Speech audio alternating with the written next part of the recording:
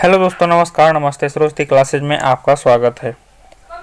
मैं सुनील आज आपको हिस्ट्री प्राचीन इतिहास पढ़ाऊंगा, जो कि यूथ पब्लिकेशन की है और ये रेलवे एनटीपीसी सीयूटी 1 में सारे के सारे पूछे गए क्वेश्चंस हैं। मैं पहले 2-3 वीडियो में 150 क्वेश्चन करा चुका हूं और इसमें 50-60 क्वेश्चन और बचे हैं जो मैं आज कंप्लीट कर दूंगा, और ये सारे के सारे प्राचीन इतिहास से संबंधित हैं। तो चलिए हम देख लेते हैं। 151वां क्वेश्चन देखेंगे।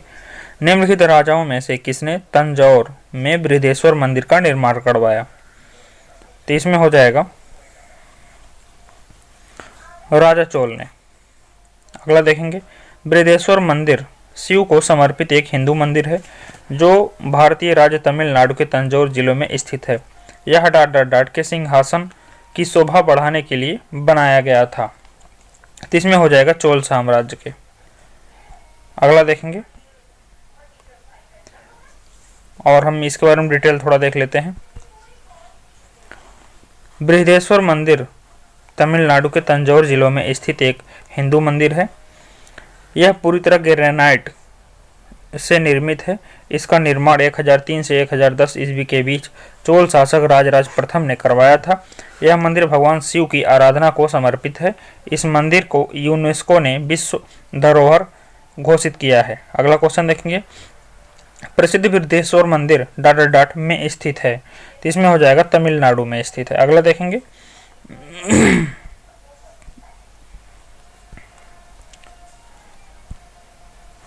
बृहदेश्वर मंदिर किस प्रकार की सामग्री से बनाया गया है? तो हो जाए ग्रेनाइट से। अगला देखेंगे, चोल राजा शानदार मंदिरों के निर्माता थे जिन्होंने तंजौर में डाढ़ मंदिर बनवाया था। तो इसमें हो जाएगा तंजौर में बृहदेश्वर मंदिर बनवाए थे। अगला देखेंगे, पुरी के जगन्नाथ मंदिर का निर्माण किसने करवाया था? तो इसमें हो जाएगा अनंत बर्मन चोडगंग ने।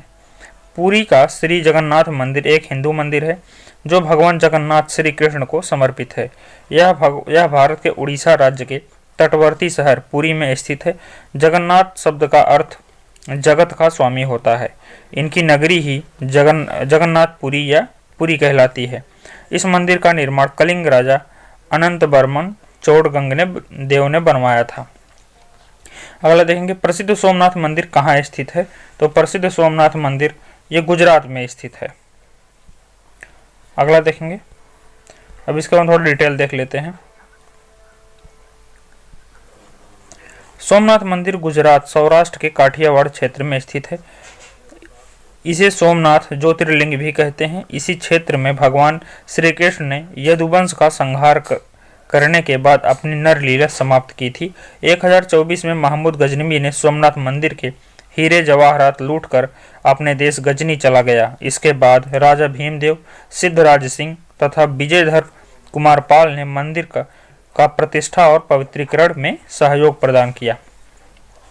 अगला देखेंगे, सोमनाथ मंदिर भारत में डाट के पश्चिमी तट पर स्थित है। ते हो जाएगा गुजरात के। अगला देखेंगे,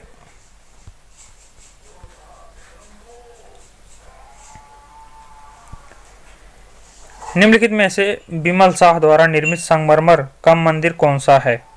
इसमें हो जाएगा दिलवाड़ा मंदिर। ये दिलवाड़ा में जैन मंदिर है एक। माउंट आबू स्थित दिलवाड़ा जैन मंदिर का निर्माण 11वीं से 13वीं शताब्दी के बीच चालुक्य वंश के शासनकाल में हुआ था। इन मंदिरों की दीवारों, खंभों व द्वारों का निर्माण सफेद संगमरमर से किया गया है, जिस पर अभूतपूर्व एवं अतुलनीय नक्काशी की गई है। यह मंदिर परिसर 5 मंदिरों का समूह है, जिसमें श्री आदिनाथ मंदिर या बिमल वसाही मंदिर का निर्माण गुजरात के सोलंकी चालुक्य शासक के मंत्री बिमल शाह द्वारा 1031 ईस्वी में करवाया गया था। यह मंदिर यहाँ के सबसे प्राचीन मंदिर, और आगे देख लेते हैं, सबसे प्राचीन मंदिर में है। इसमें जैन धर्म के प्रथम तीर्थंकर श्री आदिनाथ जी को मूल नायक के रूप में स्थापित किया गया है। अन्य 4 मंदिरों में श्री नेमिनाथ मंदिर या लूना वसही मंदिर का निर्माण तेजपाल तथा वास्तुपाल द्वारा, श्री पार्श्वनाथ मंदिर का निर्माण मांडलिक द्वारा तथा श्री महावीर स्वामी मंदिर का निर्माण 1582 ईस्वी में किया गया है, जिसमें नक्काशी चित्रकार सिरोही द्वारा किया गया था तथा श्री ऋषभ देव मंदिर का निर्माण भीम शाह द्वारा किया गया था। अगला देखेंगे, बौद्ध गुफाओं के लिए प्रसिद्ध कार्ले किस राज्य में स्थित है? इसमें हो जाएगा महाराष्ट्र में स्थित है। इसके बारे में और डिटेल देखेंगे। बौद्ध गुफाओं के लिए प्रसिद्ध कार्ले महाराष्ट्र राज्य में स्थित है। ये गुफाएं सामान्यतः चैत्य गुफाएं हैं, जिनका निर्माण 2 ईसा पूर्व से 2 ईस्वी तक तथा 5वीं शताब्दी से 10वीं शताब्दी के बीच हुआ। अगला देखेंगे, कार्लो की बौद्ध गुफाएं किस राज्य में स्थित हैं? तो ये हो जाएगा महाराष्ट्र में। अगला देखेंगे, बौद्ध गुफाओं में से सबसे अच्छी संरक्षित गुफा कार्लो है, जो निम्नलिखित में से कौन से राज्य में है? तो ये हो जाएगा महाराष्ट्र में।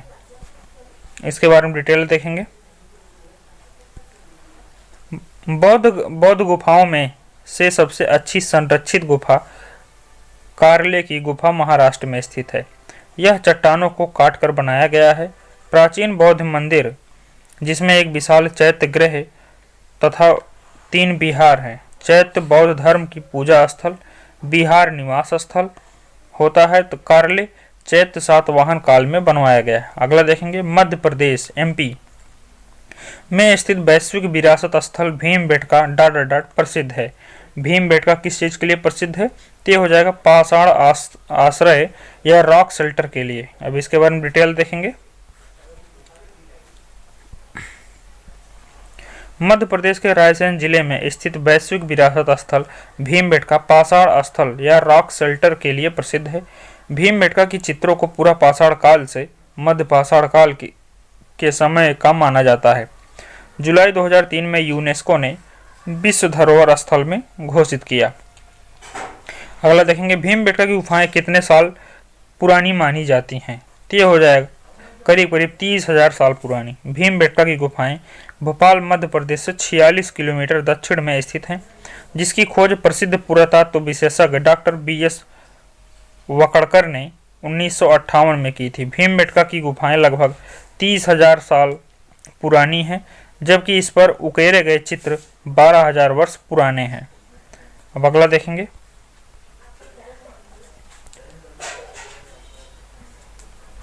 भीमबेटका की गुफाएं कहाँ स्थित है? तो ये हो जाएगा एमपी मध्य प्रदेश में। खजुराहो मंदिर वास्तुकला के किस प्रकार का उजागर करता है? तो ये हो जाएगा नागर शैली को। खजुराहो का मंदिर मध्य प्रदेश प्रांत के छतरपुर जिले में स्थित है। इस मंदिर का निर्माण चंदेल शासक ने 950 से 1050 ईस्वी में करवाया था। यह अपने नगर वास्तुकला शैली, कलात्मक कलाकृति और कामोत्तेजक मूर्तियों के लिए विश्व प्रसिद्ध है। आगे देखेंगे, विश्व प्रसिद्ध है। यहाँ के मंदिरों में कांद्रिया महादेव मंदिर सर्वोत्तम है।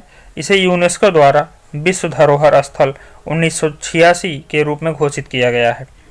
अगला देखेंगे, किस वंश ने 10वीं और 11वीं शताब्दी में प्रसिद्ध खजुराहो मंदिर का निर्माण करवाया? तो ये हो जाएगा चंदेलों ने। अगला क्वेश्चन देखेंगे,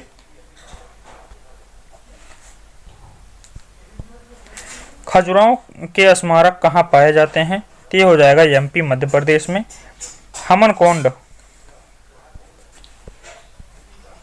हमनकोंड शहर में स्थित एक ऐतिहासिक हिंदू मंदिर हजार स्तंभ मंदिर 1000 पिलर टेम्पल का निर्माण द्वारा करवाया गया था। तो ये हो जाएगा रुद्रदेव द्वारा। इसके बारे में और डिटेल जानकारी लेते हैं। हजार स्तंभ मंदिर एक हिंदू मंदिर है। यह तेलंगाना के हमनकोंड में स्थित है। इस मंदिर में भगवान विष्णु, शिव तथा सूर्य की मूर्तियां हैं। इस मंदिर का निर्माण काकतीय राजवंश के शासक प्रताप रुद्रदेव ने 1163 में करवाया था। और आगे देखेंगे,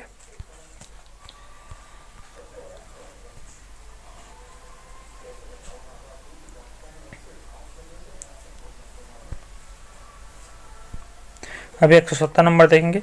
दिल्ली के अशोक स्तंभ में वैज्ञानिकों को अचंभित कर रखा है, क्योंकि यह मौसम के सभी अनिश्चितता को झेलता है और उसमें न तो जंग लगती है न ही संरक्षित होता है।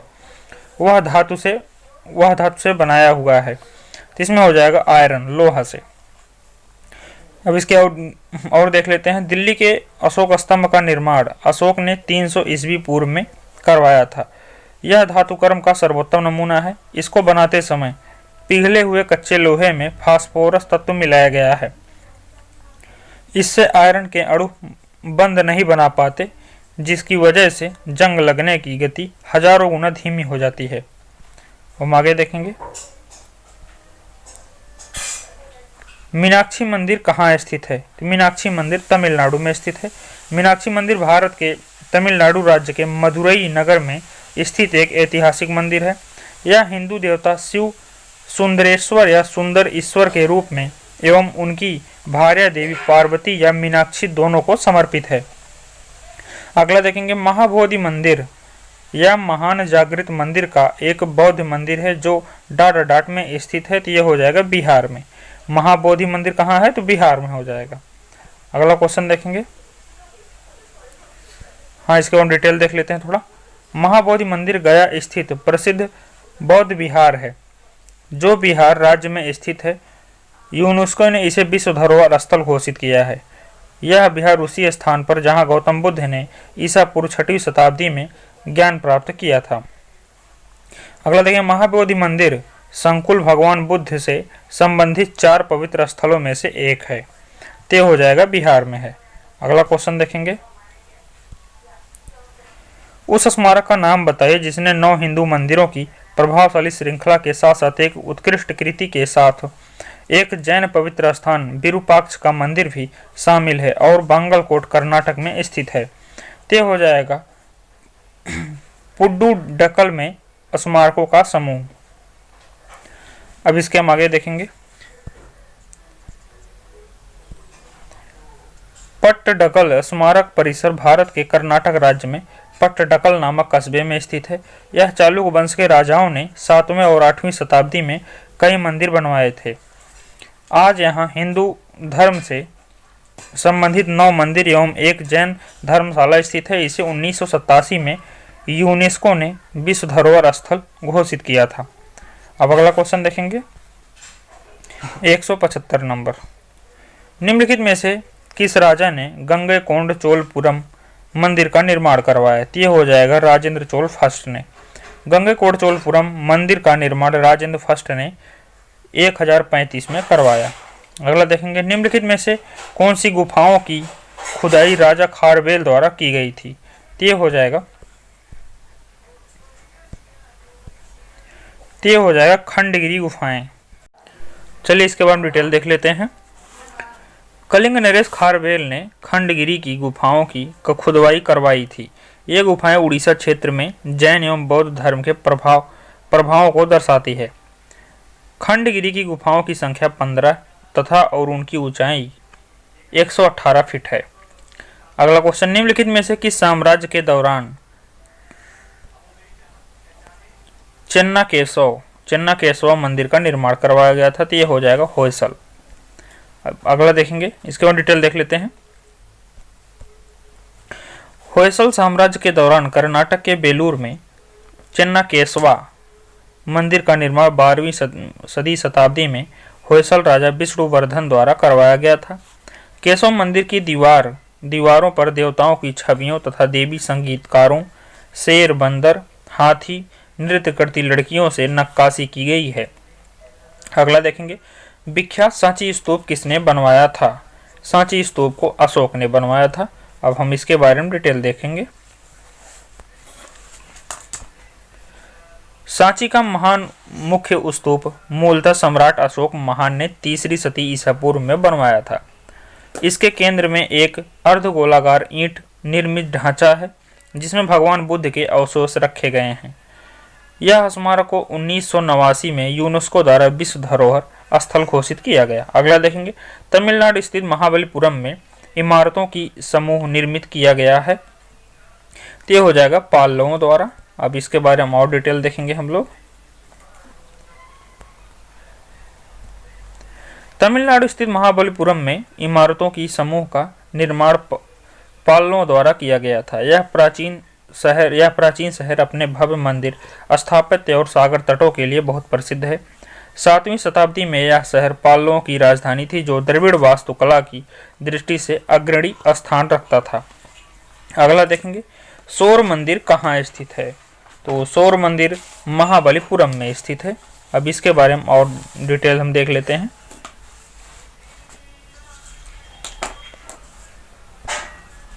सौर मंदिर महाबलीपुरम में स्थित है। सौर मंदिर दक्षिण भारत के सबसे प्राचीन मंदिरों में से एक माना जाता है, जिसका निर्माण नरसिंह वर्मन द्वितीय ने करवाया था। यह द्रविड़ शैली का बेहतरीन नमूना है। सौर मंदिर के भीतर 3 मंदिर हैं, जिसमें बीच में भगवान विष्णु का मंदिर तथा उसके दोनों तरफ शिव का मंदिर है। अगला देखेंगे, कांचीपुरम में कैलाशनाथ मंदिर का निर्माण किसके शासनकाल में हुआ?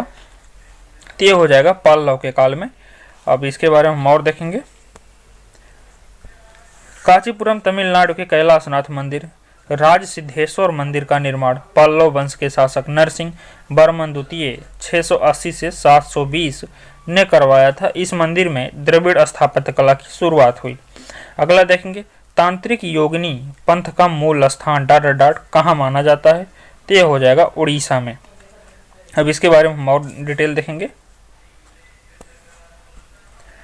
तांत्रिक योगिनी पंथ का मूल स्थान उड़ीसा को माना जाता है। आज भारत में केवल 464 योगिनी मंदिर हैं और अन्य नष्ट हो चुके हैं। इन 4 में से 2 मध्य प्रदेश खजुराहो एवं भेड़ाघाट एवं 2 उड़ीसा हीरापुर एवं रानीपुर झरियाल में हैं। अगला देखेंगे, गंधार कला एक बौद्ध दृश्य कला शैली, जिसका विकास प्रथम शताब्दी ईसा पूर्व तथा 4वीं शताब्दी ईसा पूर्व में व्यापक तौर पर डाट के साम्राज्य में समृद्ध हुआ। तो ये हो जाएगा कुषाण के। अगला इसके बारे में डिटेल देखेंगे। गंधार कला को ग्रीको बौद्धिस्ट कला भी कहते हैं, क्योंकि इसमें भारतीय विषयों को कानूनी ढंग से व्यक्त किया गया था। सामान्यतः गंधार कला का विकास 1ली शताब्दी से 4वीं शताब्दी के मध्य कुषाण वंशीय शासकों के काल में हुआ। अब अगला देखेंगे, श्रवणबेलगोला कहाँ स्थित है? श्रवणबेलगोला कर्नाटक में स्थित है। अब इसके बारे में हम और देखेंगे।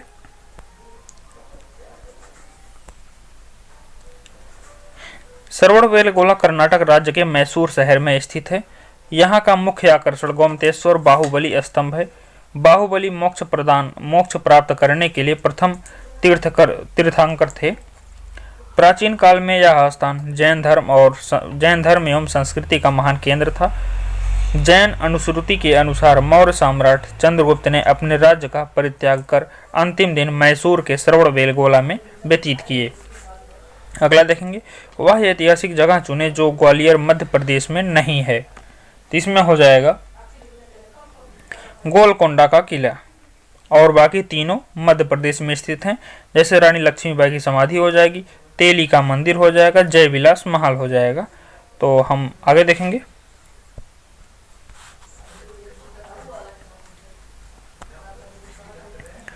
गोलकोंडा का किला हैदराबाद नगर तमिलनाडु से 11 किलोमीटर दूरी पर पश्चिम में स्थित है। जय विलास महल ग्वालियर में स्थित सिंधिया राज परिवार का वर्तमान निवास स्थल और संग्रहालय है। रानी लक्ष्मीबाई की समाधि ग्वालियर के फूल बाग में स्थित है तथा तेली का मंदिर ग्वालियर किले में स्थित है। अगला देखेंगे, 12वीं शताब्दी में काकतीय राजाओं द्वारा बनवाया गया था, जिसे 14वीं शताब्दी में कुतुबशाही राजवंश द्वारा पुनर्जीवित किया गया। तो यह हो जाएगा गोलकुंडा का किला। अब इसके बारे में और देखेंगे।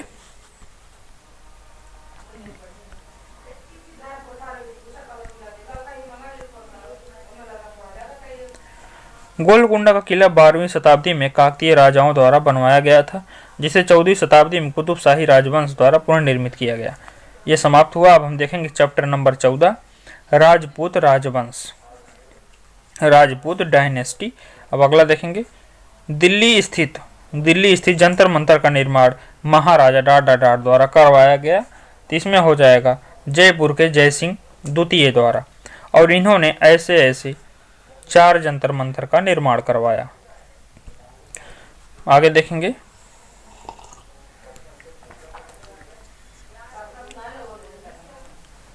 दिल्ली स्थित जंतर मंतर का निर्माण 1724 ईस्वी में महाराजा सवाई जय सिंह द्वितीय ने करवाया था। यह इमारत प्राचीन भारत के वैज्ञानिक उन्नति का प्रमाण है। इस वेधशाला में विभिन्न प्रकार के उपकरणों ग्रहों की गति नापने के लिए लगाए गए हैं। यहाँ सबसे बड़ा यंत्र सम्राट यंत्र है। सूर्य की सहायता से सम्राट यंत्र वक्त और ग्रहों की स्थिति की जानकारी देता है। इसी प्रकार की वेधशालाओं का निर्माण महाराजा सिंह द्वितीय ने जयपुर, उज्जैन, मथुरा, वाराणसी में करवाया था। तो आगे देखेंगे, ये 4 नहीं 5 हो जाएंगे। अगला देखेंगे, महाराजा सवाई जय सिंह द्वारा निर्मित जंतर मंतर क्या है? तो इसमें हो जाएगा खगोलीय वेधशाला, एस्ट्रोनॉमिकल ऑब्जर्वेटरी है। अगला देखेंगे, कितने शहरों में महाराजा जय सिंह द्वितीय ने जंतर मंतर का निर्माण करवाया? ये हो जाएगा 5। अगला देखेंगे, टावर ऑफ विक्ट्री विजय स्तंभ डाट में स्थित है। टावर ऑफ विक्ट्री कहाँ स्थित है? तो हम इसके ऑप्शंस देखेंगे।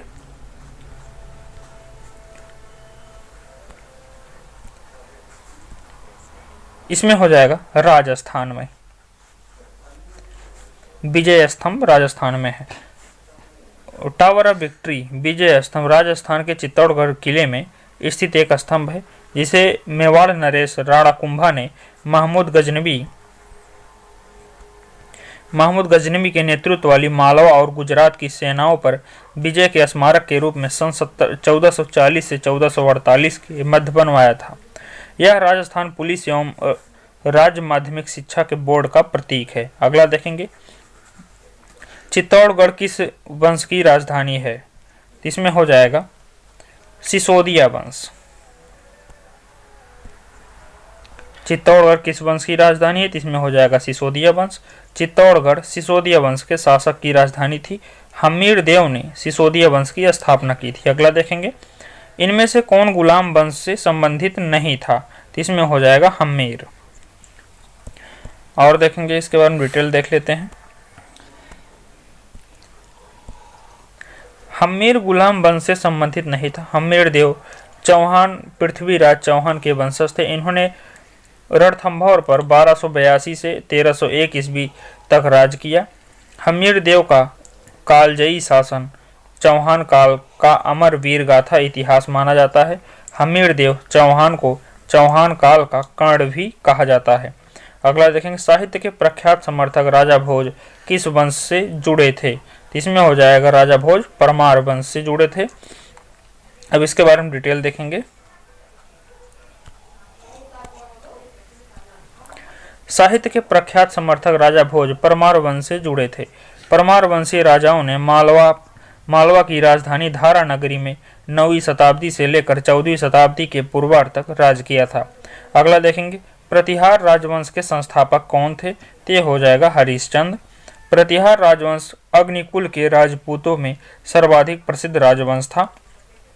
प्रतिहार वंश के संस्थापक राजा हरिश्चंद्र थे। प्रतिहार वंश संस्थापक राजा हरिश्चंद्र थे, जो कि एक ब्रह्म क्षत्रिय थे। इनकी राजधानी कन्नौज थी। ग्वालियर अभिलेख के तहत इस वंश का वास्तविक संस्थापक नागभट्ट प्रथम 730 से 750 ईस्वी माना जाता है। अब अगला देखेंगे, निम्नलिखित में से किसने माउंट आबू के पास कायादारा गांव में गोरी राजवंश के मोहम्मद गोरी को हराया था? इसमें हो जाएगा भीमदेव सोलंकी द्वितीय ने हराया था। अब इनके बारे में हम और देख लेते हैं।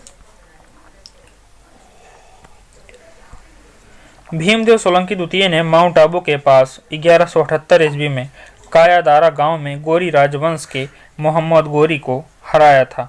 अब ये भी समाप्त हुआ। हम देखेंगे चैप्टर नंबर 15, प्राचीन कालीन विविध, एंशियंट पीरियड मिसलिनियस। इसके और क्वेश्चन देखेंगे, भारत नाम भारतीय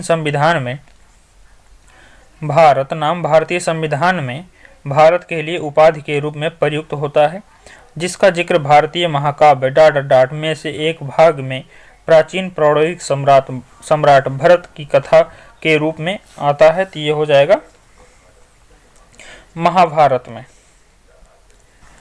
अगला देखेंगे, अब हम इसके और डिटेल देख लेते हैं। ऐसी मान्यता है कि भरत के नाम पर हमारे देश का नाम भारत पड़ा। इतिहास और पुराणों में कई भारत का उल्लेख मिलता है। प्रथम, जैन तीर्थंकर ऋषभ देव के पुत्र भरत, जो कि जड़ भरत कहलाए। दूसरा, राम के भाई भरत। तीसरा, नाट्य शास्त्र के रचनाकार भरत मुनि। चतुर्थ, दुष्यंत और शकुंतला का पुत्र भरत। दुष्यंत पुत्र भरत भारत के वंश में ही आगे चलकर कौरव और पांडव हुए, जिनके बीच हुए युद्ध की गाथा ही वेदव्यास ने महाभारत के रूप में लिखा। इस प्रकार महाभारत से ही भारत शब्द की उत्पत्ति मानते हुए वेदव्यास ने भारत शब्द का श्रेय दिया। अगला क्वेश्चन देखेंगे। डाट नाम ग्रीक भाषा से आया है, जिसका अर्थ होता है सिंधु नदी के पार का क्षेत्र। तो ये हो जाएगा भारत। अब डिटेल देखें। भारत नाम मुख्यतः अथर्ववेद ऋषभ देव के पुत्र भरत के नाम पर पड़ा। इंडिया शब्द ग्रीक भाषा से आया है, जिसका अर्थ सिंधु नदी के पार का क्षेत्र। ध्यातव्य है कि यूनानी ग्रीक राजदूत मेगास्थनीज ने भी पुस्तक इंडिका की रचना की, जिसमें इंडिया या भारत के संदर्भ की वर्णन किया है। अगला देखेंगे।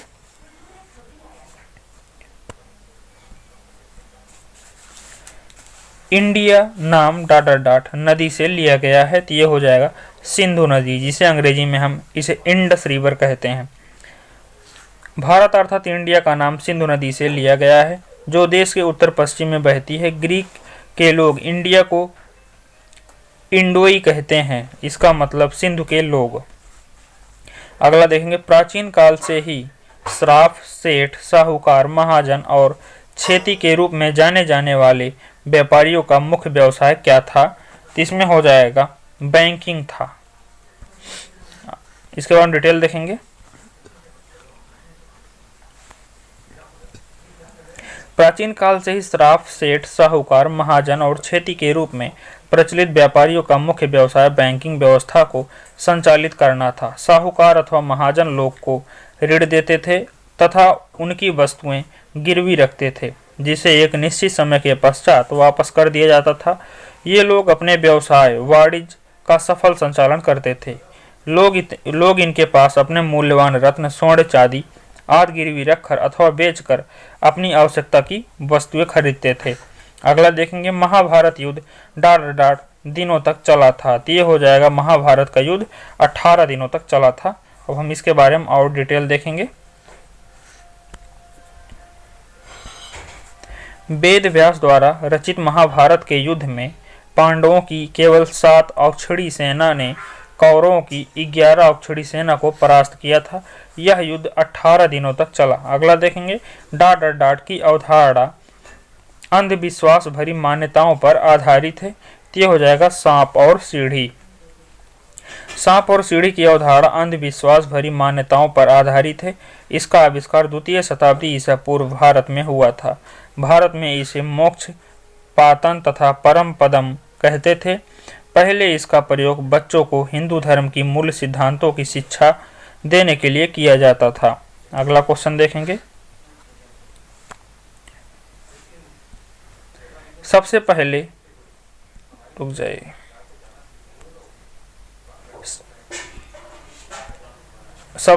पहिए किससे बने थे? तो इसमें हो जाएगा लकड़ी के पहिए का आविष्कार सबसे पहले 3500 ईसा पूर्व मेसोपोटामिया, इराक में हुआ था। इस पहिए को लकड़ी के कई तख्तों से जोड़कर बनाया गया था तथा इसका आविष्कार सुमेरियन सभ्यता के काल में हुआ था। अब अगला देखेंगे। डाट ने दिल्ली शहर की स्थापना सबसे पहले की थी और इसे इंद्रप्रस्थ नाम दिया था। इसमें हो जाएगा पांडवों ने दिल्ली को इंद्रप्रस्थ कहा। अब इसके बारे में और डिटेल देखेंगे। आधिकारिक तौर पर राष्ट्रीय राजधानी क्षेत्र नई दिल्ली भारत का एक केंद्र शासित प्रदेश और महानगर है। राष्ट्रीय राजधानी होने के नाते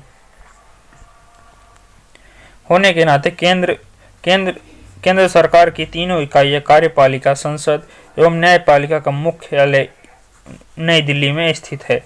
यमुना नदी किनारे स्थित इस नगर का गौरवशाली पौराणिक इतिहास है। महाभारत काल में पांडवों ने दिल्ली शहर की स्थापना सबसे पहले की थी। इस शहर को इंद्रप्रस्थ नाम दिया था। अगला देखेंगे। कामरूप के रूप में प्रचलित साम्राज्य किस राज्य में मौजूद है? तो ये हो जाएगा असम। असम का प्राचीन नाम कामरूप था, जो 13वीं शताब्दी में ब्रह्मपुत्र घाटी में स्थापित किया गया था। तो दोस्तों ये प्राचीन इतिहास खत्म हुआ और कल से हम लोग पढ़ेंगे मध्यकालीन इतिहास या मेडिवल हिस्ट्री। तो दोस्तों सेशन अच्छा लगा हो तो सेशन को लाइक शेयर एंड सब्सक्राइब कर दीजिए और बेल बटन को प्रेस कर लीजिए और मेरे टेलीग्राम चैनल सरस्वती क्लासेस 01 से जुड़ जाइए, जिससे हमारी वीडियो नोटिफिकेशन आपके पास पहुंचती रहे। Thank you.